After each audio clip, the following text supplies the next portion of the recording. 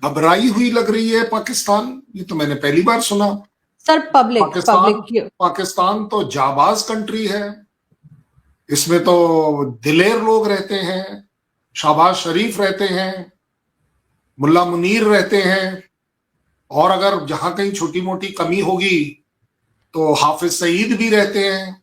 आपके पास तो ताकत है, आपके पास मसूद की भी ताकत है, आपके पास टीटीपी की भी ताकत है जो होती थी।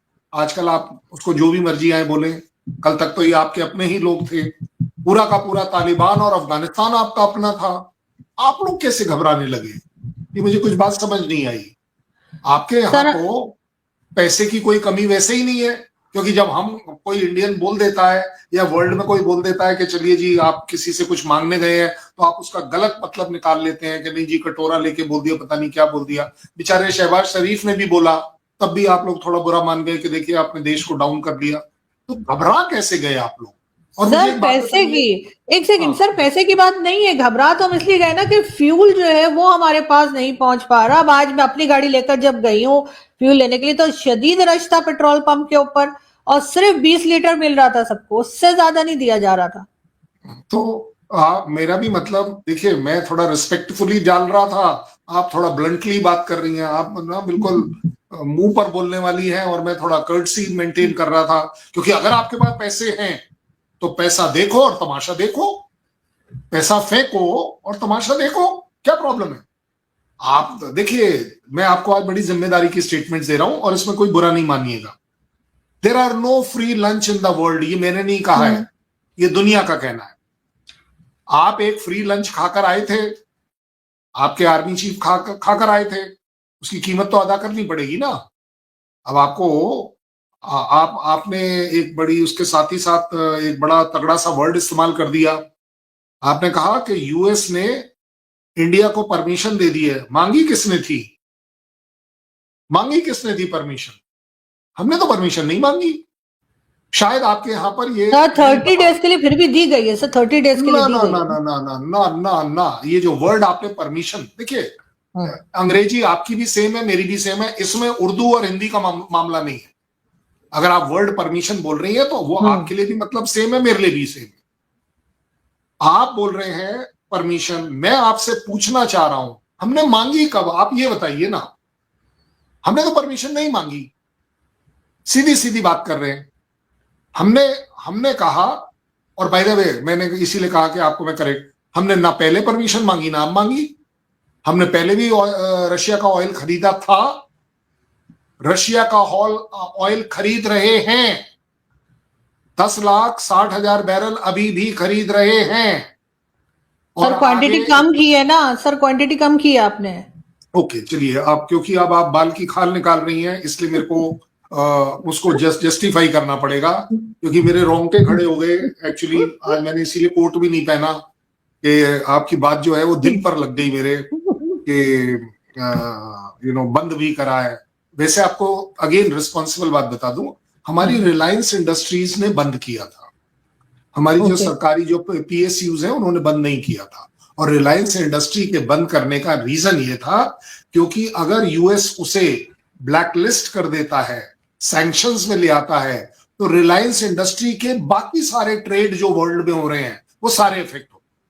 सो एज अ बिजनेस हाउस उसकी मर्जी है, और मैं कहता हूं पॉइंट जस्टिफाइड भी है, क्यों नहीं। सो अब आगे बात जो हम मेजर तौर पे चला रहे हैं, हमने अगर 10,60,000 बैरल पर डे का जो ऑयल खरीदना अभी भी हमारा जारी है, हम उस पर टैरिफ दे रहे हैं ना। मैंने इसलिए आपको पहले बोला पैसा फेंको तमाशा देखो, हम अफोर्ड कर सकते हैं। और इसीलिए यूएस को अपने आप रियलाइज हुआ कि इससे पहले कि इंडिया एक जो है ना वो टैरिफ बॉम्ब को, जो पहले वाला टैरिफ बॉम्ब था 50% वाला, उसके बदले में कहीं कोई और बड़ा बम हमारे ऊपर ना मार दे, पब्लिकली पूरी दुनिया के सामने हमारी इंसल्ट ना कर दे, उसने पहले ही प्रीएम्प्ट करके बोल दिया कि जनाब आप 30 दिन ले लीजिए, क्योंकि उसे मालूम है हम लेंगे। एक लॉजिकल की बात कर रहा हूं मैं आपसे। उसे नहीं तो अगर नहीं लेंगे, ये जो वर्ड परमिशन, ये आपको पाकिस्तान के आवाम को क्लियर करना पड़ेगा। परमिशन का मतलब कुछ और होता है, परमिशन का मतलब एंटायरली अलग होता है। उसे मालूम था कि यस इंडिया लेगा, इंडिया इसको बढ़ाएगा। अगर आप वेनेजुला और ईरान और हॉर्मुज की खाड़ी को बंद कर देंगे तो आपको क्या लग रहा है मैं अपनी महंगाई बढ़ने दूंगा? भाई मैं अपने तरीके से लूंगा, मैं ले लूंगा, आप ज्यादा से ज्यादा मुझे क्या कर लोगे? टैरिफ लगा दोगे। टैरिफ का डर हमारे यहां है नहीं, क्योंकि जब 50% से हम नहीं डरे, मैं इसमें कोई बहुत बड़ी ब्रेवेडो नहीं ढूंढ रहा, मैं कोई बहुत जरा जाबाज नहीं बन रहा, लेकिन हमने आपको ये तो मानना पड़ेगा ना 50% टैरिफ में हमने कभी किसी जगह पर ये नहीं बोला कि भगवान जी हमें कम कर दो, भगवान जी हमें कुछ दे दो। आजकल तो हमारे भगवान जी की आज शाम को तो व्हाइट हाउस में पूजा भी हुई है, ये भी आपको पता ऑन रिकॉर्ड है ये तो सारी चीजें। जी। तो मुझे आप एक बात बताइए कि पहली बात, मुझे नहीं लगता कि पाकिस्तान को घबराना चाहिए, पाकिस्तान को तो फेस करना पड़ेगा। एक फ्री लंच खाकर आप आए हैं, आपको परमिशन क्यों नहीं मिली, आपको लिबर्टी क्यों नहीं मिली, और बाय द वे आप किससे खरीद लोगे? कौन है इस समय आपके साथ खड़ा? ईरान आपके साथ खड़ा दिख रहा है, आप ईरान के साथ खड़े दिख रहे हैं, एक सेकंड के लिए आप इसको लगा लो, आप सर यूएस के साथ खड़े दिख अब रहे हैं। स्टेटमेंट आए सर, अब स्टेटमेंट दिए पाकिस्तान की गवर्नमेंट ने, चाहे मजबूरी में दिया हो, लेकिन अब उन्होंने ईरान का साथ देने का स्टेटमेंट दिया। सऊदी अरेबिया से भी हम ले सकते हैं सर, उनके साथ भी तो डिफेंस पैक्ट किया हुआ है। देखो देखो देखो देखो आरजू जी, अब मेरे से मत बुलवाओ। सऊदी के साथ आप कितनी अपनी स्ट्रेटेजिक सिक्योरिटी अलायंस को मान रहे हैं? आप लोगों ने हमसे बोला था कि हमारे ऊपर अटैक तो उसके ऊपर अटैक, उसके ऊपर अटैक तो हमारे ऊपर अटैक, यही बोला गया था।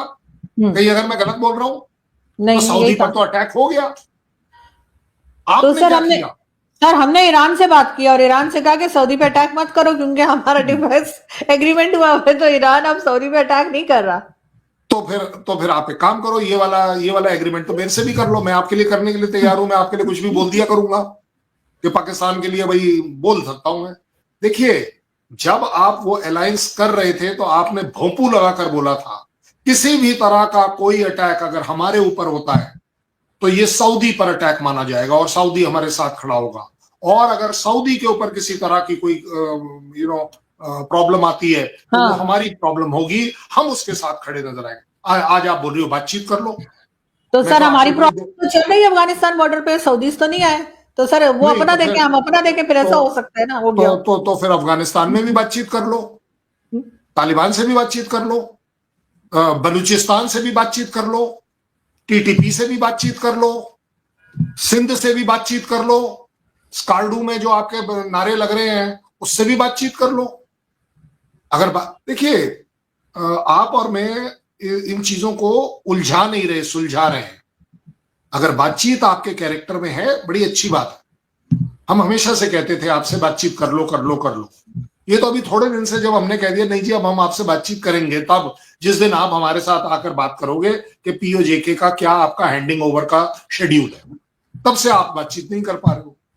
अदरवाइज मैं तो आपके हर प्रोग्राम में बढ़ चढ़कर बोलता हूं कि हमने आपके साथ ट्रेड करके देख लिया, हमने आपके साथ बस की यात्रा करके देख ली, हमने मुशर्रफ को आगरा का ताजमहल भी घुमा दिया, हमने आपके यहाँ बिरयानी भी खा ली, जिसकी वजह से हमारे यहाँ काफी उल्टी सीधी बातें भी हुई कि भाई आप बिरयानी खाने क्यों पहुंच गए वगैरह।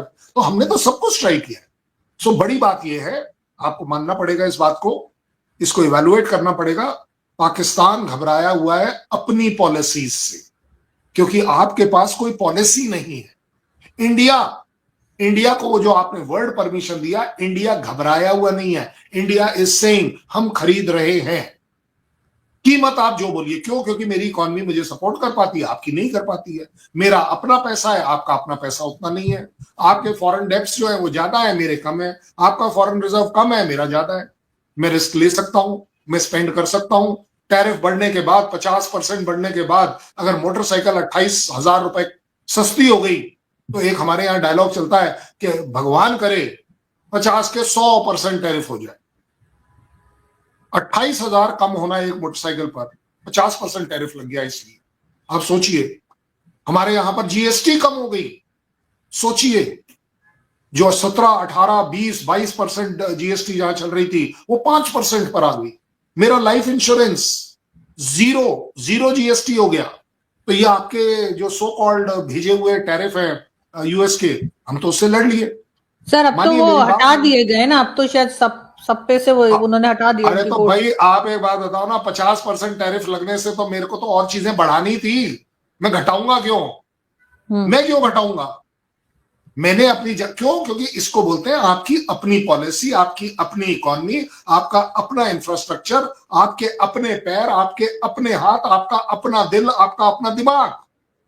अगर ये सब आपका अपना है तो आपको तकलीफें नहीं आएंगी। मिडिल ईस्ट में एक बार फिर ऐसा खेल शुरू हो गया है जिसमें पाकिस्तान की हालत सबसे ज्यादा खराब दिख रही है। एक तरफ ईरान है, दूसरी तरफ सऊदी अरब, और बीच में फंसा हुआ है पाकिस्तान। असल में 2025 में पाकिस्तान और सऊदी अरब के बीच एक बड़ा स्ट्रैटेजिक म्यूचुअल डिफेंस एग्रीमेंट हुआ था। इस समझौते के मुताबिक अगर किसी देश ने सऊदी अरब या पाकिस्तान पर हमला किया तो उसे दोनों देशों पर हमला माना जाएगा और दोनों मिलकर जवाब देंगे। अब समस्या यह है कि हाल के दिनों में ईरान और सऊदी के बीच तनाव तेजी से बढ़ा है। ईरान के मिसाइल और ड्रोन हमलों के बाद सवाल उठ रहा है कि क्या पाकिस्तान को अब सऊदी के साथ युद्ध में उतरना पड़ेगा। यही वजह है कि पाकिस्तान के विदेश मंत्री तक ईरान को चेतावनी दे चुके हैं कि अगर सऊदी पर हमला हुआ तो यह समझौता सक्रिय हो सकता है। लेकिन असली दुविधा यही है, पाकिस्तान की अर्थव्यवस्था पहले ही कर्ज में डूबी हुई है, डॉलर की भारी कमी है, और दूसरी तरफ सऊदी अरब सालों से पाकिस्तान को अरबों डॉलर की मदद देता आया है। इतिहास भी यही बताता है कि जब भी मिडिल ईस्ट में संकट आया, पाकिस्तान ने सऊदी की सुरक्षा के लिए अपने सैनिक भेजे हैं, ट्रेनिंग से लेकर सुरक्षा तक। यही कारण है कि अब कई विश्लेषक कह रहे हैं कि अगर हालात और बिगड़े तो पाकिस्तान पर दबाव बढ़ सकता है कि वो सऊदी के साथ खड़ा हो। लेकिन यह फैसला आसान नहीं है, क्योंकि पाकिस्तान के लिए ईरान भी पड़ोसी देश है, सीमा साझा है, और अगर पाकिस्तान खुलकर सऊदी के साथ युद्ध में उतरता है तो पूरा क्षेत्र एक बड़े युद्ध में बदल सकता है। यही वजह है कि इस समय पाकिस्तान की हालत दो पार्टों में पिसने जैसी हो गई है। एक तरफ डॉलर और सऊदी का दबाव, दूसरी तरफ ईरान के साथ सीमा और क्षेत्रीय खतरा। और इसी मुद्दे पर कई पाकिस्तानी विश्लेषक और पत्रकार परेशान दिख रहे हैं, क्योंकि अगर पाकिस्तान इस युद्ध में कूद गया तो उसकी अर्थव्यवस्था और सुरक्षा दोनों पर भारी असर पड़ सकता है। अब सवाल यह है, क्या पाकिस्तान फिर से डॉलर और सऊदी के लिए अपनी फौज भेजेगा, या इस बार वो मिडिल ईस्ट की जंग से खुद को दूर रख पाएगा? आने वाले कुछ हफ्ते इस सवाल का जवाब तय करेंगे।